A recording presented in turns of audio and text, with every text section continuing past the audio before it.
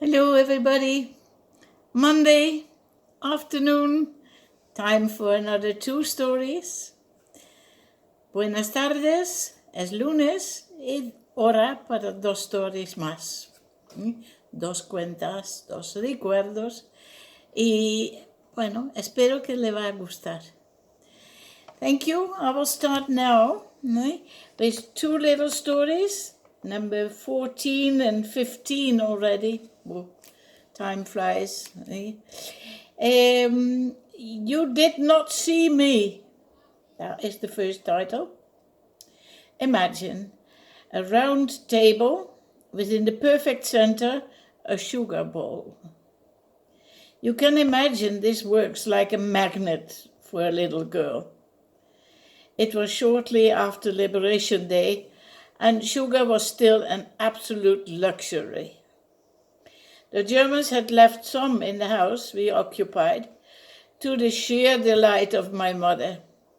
She sparingly gave all of us a bit in our tea in the morning, to hold on to the precious white little grains as long as possible. But I, not able to resist the fabulous sweet taste, climbed first on a chair and then on the table, stuck my hand in the bowl and licked the sugar from my fingers. Then Mom came out of the kitchen. "Marion," she exploded. "You had your sugar this morning. I can't believe it. You are a naughty little girl." She stood in front of me, wagging a finger, eyes blazing. "I don't want to see you doing this ever again."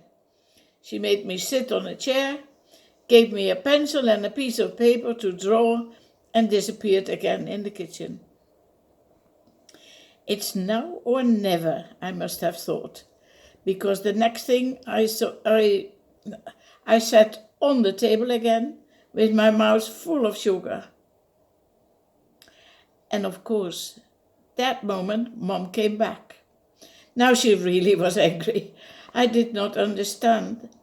And with eyes brimming, I defended myself. "But you said I don't want to see it ever again. And Mom, you were in the kitchen. You did not see me." Well, I think it was funny, but I remember it still. The next story is called A Porcelain Head.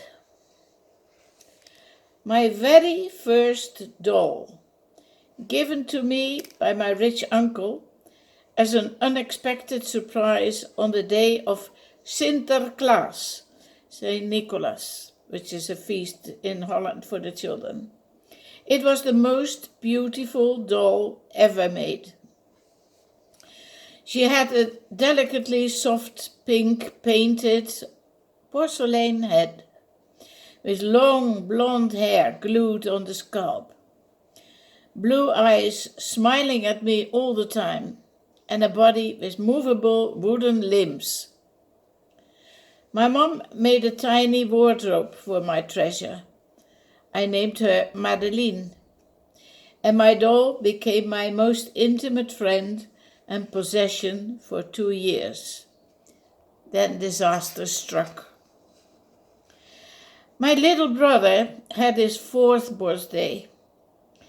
Madeleine and I kissed him happy birthday, and I gave him a big red inflatable ball.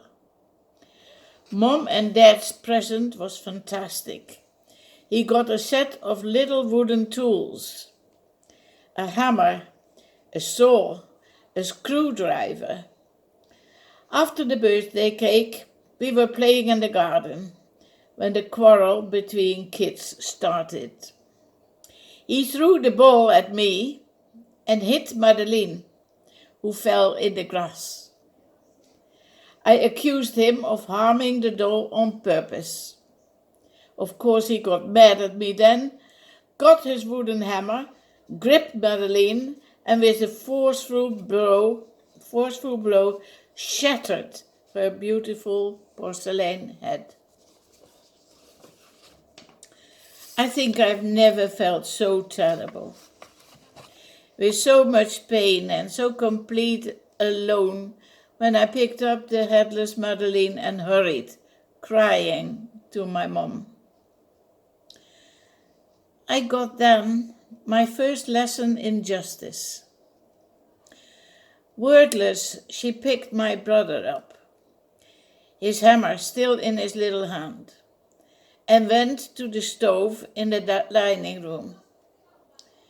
We made a mistake in giving you a hammer.